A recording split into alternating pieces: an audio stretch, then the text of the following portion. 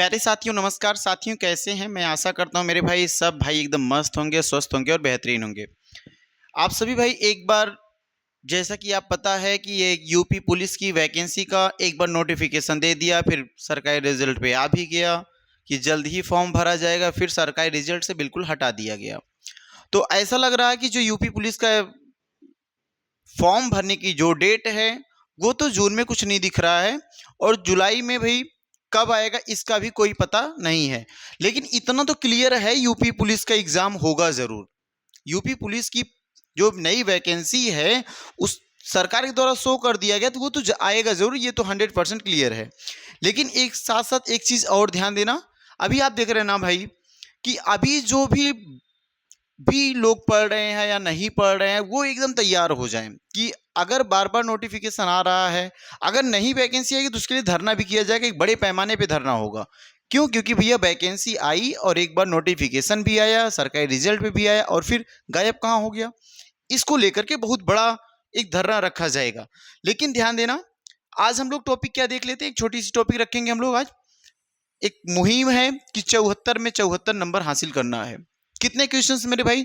जो total questions की संख्या अगर हम आपसे बात करेंगे तो बोलोगे सर टोटल क्वेश्चन संख्या जो है वो 37 है।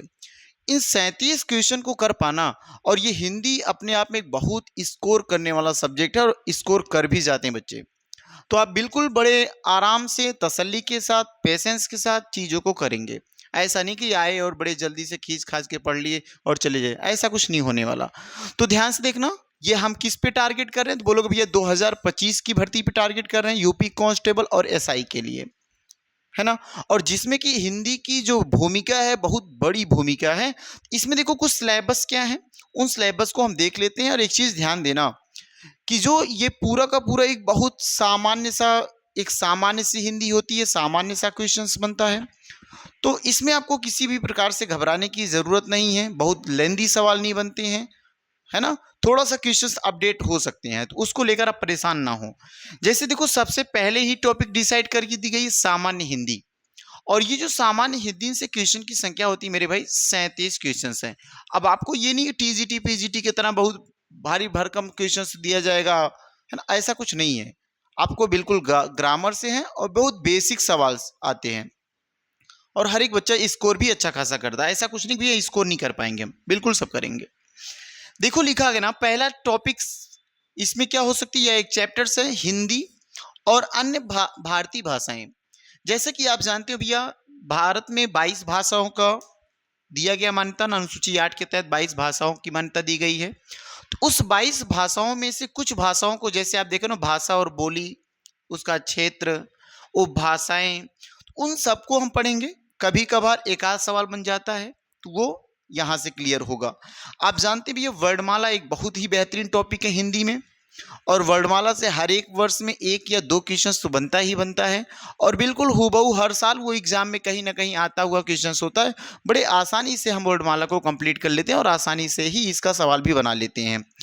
ये तो बहुत ही रेयर केस में ही हमसे छूटेगा, है ना भाई। तद्भव तत्सम अगर आप रेगुलर पढ़ रहे हो तो तद्भव तत्सम पढ़ने की जरूरत नहीं पड़ेगी, और मेरे साथ जुड़ोगे ना तो ऐसा, इस तरीके से हम लोग ऐसे डिजाइन से पढ़ेंगे कि आपको तद्भव तत्सम में किसी भी प्रकार की समस्या ही नहीं होने वाली है। आप बड़े आराम से तद्भव तत्सम कर ले जाएंगे। अगला देखो टॉपिक्स क्या है, पर्यायवाची। तो ध्यान देना भैया, पर्यायवाची और विलोम, ये तो दोनों, अगर पर्यायवाची हमें आता है तो हम विलोम भी छांट ले जाएंगे आराम से, है ना। कि अगर इसका पर्यायवाची कुछ और है, वो नहीं है, तो भाई जाहिर सी बात, कहीं और किसी और का होगा तो इसका मतलब उसका विपरीत होगा। तो पर्यायवाची आप छांट ले जाएंगे, विलोम छांट ले जाएंगे। इसको थोड़ा सा आपको रटने का एफर्ट बनाना होगा, है ना। अनेकार्थक ये भी आपको पढ़ना होगा, ठीक है ना मेरे भाई। अच्छा, कुछ चीजें ये परेशान करती, सर हम याद नहीं होता हमें। भैया याद किसी को नहीं होता, आप ही को नहीं, याद किसी को नहीं होता। याद करने के लिए बार बार हमें एक ही तरीका यूज करना पड़ता है, वो है क्या, तो बार बार पढ़ना पड़ता है, या उसी को बोलते हैं भैया बार बार अभ्यास करना पड़ता है। जितनी बार मेरे भाई आप अभ्यास करोगे ना, उतना ज्यादा हिंदी आपकी तैयार हो जाएगी। ये रटने का विषय नहीं है, इसको अभ्यास करना पड़ेगा।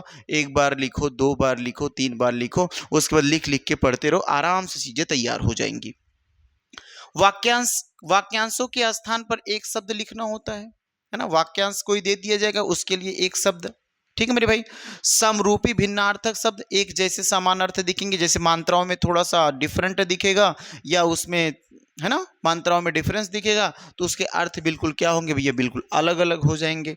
अशुद्ध वाक्यों को शुद्ध करना, तो आप इसको भी कर पाएंगे। कोई अशुद्ध वाक्य दिया गया होगा या फिर 4 विकल्प दिए गए होंगे, उन 4 विकल्पों में से आपसे बोलेगा कि निम्नलिखित में से कौन सा विकल्प अशुद्ध है, इसको छांटो। ठीक है।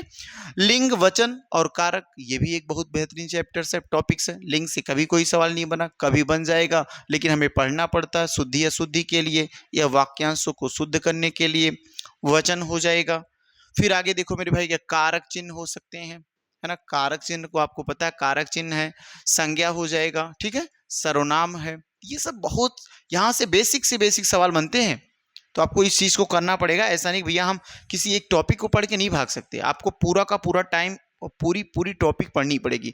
अच्छा, एक बार ध्यान से समझो कि अगर हम पूरी टॉपिक कंप्लीट किए हैं, इतना बात तो ध्यान समझ सकते हो ना भाई आप सब, कि अगर हम भैया पूरी टॉपिक, जब हम पूरा टॉपिक पढ़े रहेंगे, या फिर मैं ऐसा एक आपको मैं माइंड मैप करके दिखाऊं, भैया मान लो अपने हम ये घर पे हैं, है ना, ये मेरा घर है, और घर से मैं कहीं मान लो शहर के लिए, सिटी इलाहाबाद के लिए पढ़ने निकला, ठीक ना, इलाहाबाद पढ़ने निकला।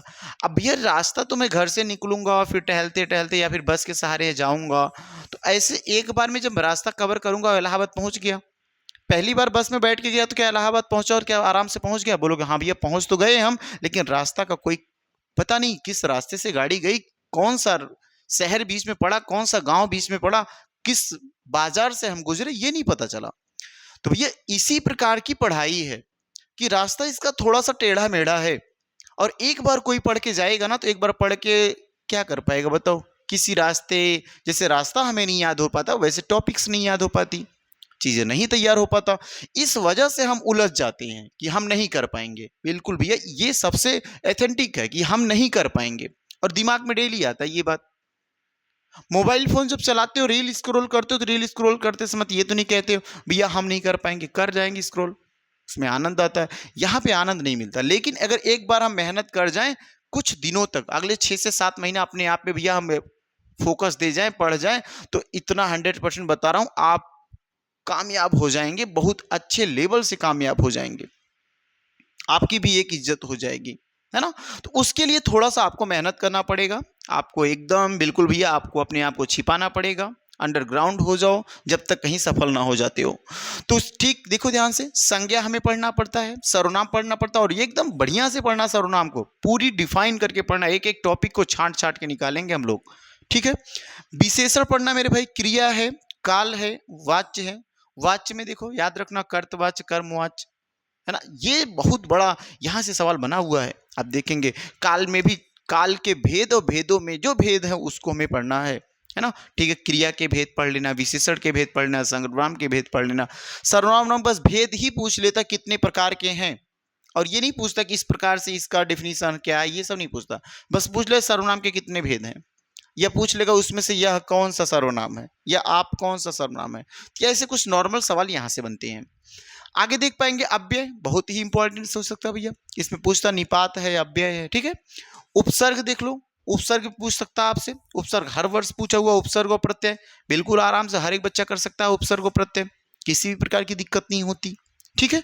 संधि तो भैया ये भी एक अपने आप में मुख्य पॉइंट हो जाता है, संधि, समास, अलंकार, है ना, छंद, रस, ये सब बहुत ही महत्वपूर्ण टॉपिक्स हैं, यहां से सवाल तो 100% बनना है। देखो समास हो जाएगा, विराम चिन्ह हो जाएगा, ठीक है। आगे मुहावरे और लोकोक्तियां, यहां से एक भी सवाल बनता ही बनता है, मुहावरे और लोकोक्तियां, और इस पे कुछ नहीं करना होता, आपको 1 2 3 बार पढ़ डालिए, आराम से आपके मुहावरे लोकोक्तियां कंप्लीट हो जाएंगी, अब किसी भी प्रकार से परेशानी की दिक्कत नहीं है। आ जाओ यहाँ पे मेरे भाई, अव्यय देखो हमने पढ़ लिया, ठीक है, निपात हो जाता है इस तरीके से। रस हो गया, है ना, रसों को पढ़ना बहुत ही उपयोगी है, सवाल आए ना आए, ठीक है। छंद पढ़ लेंगे हम, अलंकार पढ़ते हैं, अलंकार तो बहुत ही उपयोगी भी है, शब्द अलंकार, अर्थ अलंकार, उभय अलंकार, इनको भी पढ़ना बहुत जरूरी, अलंकार आप पढ़ेंगे। आपठित बोध, यहां देखो गलती, सब कुछ सामने दिया हुआ होता फिर भी हम गलत कर डालते हैं एक आध सवाल, कारण भैया जिस प्रकार का कथन दिया गया हो, जिस प्रकार से वहां से हमें जो कुछ समझ में आ रहा हो वहां से आंसर देना होता है, और बच्चे पढ़ते हैं, कथन उनको समझ में आ जाता तो अपने हिसाब का आंसर दे देते हैं, जो कि पूरी तरीके से गलत मान लिया जाता है। तो इस आपठित बोध, आपठित गद्यांश के सहारे जो निष्कर्ष निकल रहा हो उसके माध्यम से हमें आंसर देना होता है। बहुत ही उपयोगी प्रसिद्ध कवि जैसे तुलसीदास है ना, महावीर प्रसाद द्विवेदी हैं, आचार्य रामचंद्र शुक्ल बहुत ही उपयोगी हैं, हरिवंश राय बच्चन हो जाते हैं, हरियोध हो जाते हैं, है ना, अयोध्या सिंह उपाध्याय हरियोध हो जाते हैं, है ना भाई। ऐसे बहुत से लेखक आपको मिलेंगे, कवि मिलेंगे, जिनकी रचनाएं आपको लिखनी ही चाहिए, आपको रटनी चाहिए, आपको पढ़ना चाहिए। तो उन लेखकों को, उनकी रचनाएं जब हम पढ़ ले जाएंगे तो आराम से, एक तो चीज आपको याद रखना चाहिए, साहित्य अकादमी पुरस्कार किसको किसको मिला है ना, साहित्य अकादमी पुरस्कार किसको किसको मिला है। तो भैया इसमें देखो क्या है, साथ साथ ये भी चीज आपको याद रखना चाहिए कि कितनी बुक्स ऐसी हैं जिसपे कितनी बुक्स हैं या कितनी रचनाएं हैं जो पूरी तरीके से पुरस्कृत की गई हैं। तो जितनी भी रचनाएं पुरस्कृत की गई उन रचनाओं को तो आपको बिल्कुल याद कर लेना चाहिए, उसमें किसी भी प्रकार की शंका नहीं रखनी चाहिए। दूसरी एक चीज रखना होगा भैया कि लेखक जो भी हैं, कुछ लेखक को लिखवाएंगे जो महत्वपूर्ण बिल्कुल लेखक हैं, उनकी प्रसिद्ध रचनाएं भी लिखेंगे हम, इसको भी करेंगे। ध्यान से देखना, हिंदी भाषा में पुरस्कार, ये भी हिंदी भाषा में कहाँ कहाँ पुरस्कार हुआ। हिंदी भाषा का एक सम्मेलन हुआ करता था, है ना, उस सम्मेलन से भी सवाल पूछ लिया जाता कि पहला सम्मेलन किस शहर में हुआ, दूसरा सम्मेलन किस शहर में हुआ, अभी हाल ही में किस शहर में सम्मेलन हुआ।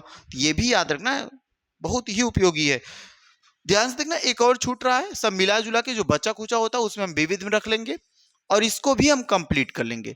तो बड़े आराम से चीज़ों को आप करेंगे, लेकिन मेरे भाई इस चीज़ को ध्यान देना है कि पेशेंस के साथ रखना होगा। जो भाई मेरे साथ पहली बार जुड़ रहे हैं और ये चैनल बिल्कुल फ्रेश है, बिल्कुल नया है, अभी बिल्कुल नाम मात्र सब्सक्राइबर हैं, तो आप सभी भाई अगर आपको मेरी चीज़ें पसंद आ रही, मेरी वीडियोज़ क्लियर लग रही है आपको, तो आप इस वीडियो को अपने अन्य भाइयों तक जो यूपी पुलिस के छात्र हैं, जो सिपाही बनना चाहते हैं, वो सभी सिपाहियों तक इस चीज़ को भेज देना, है ना। एक बार आप कंटेंट बिल्कुल पूरी तरीके से रीड करना, फिर बताना भैया मेरी स्थिति सही हो रही है कि नहीं सही हो रही है, ठीक है ना मेरे भाई।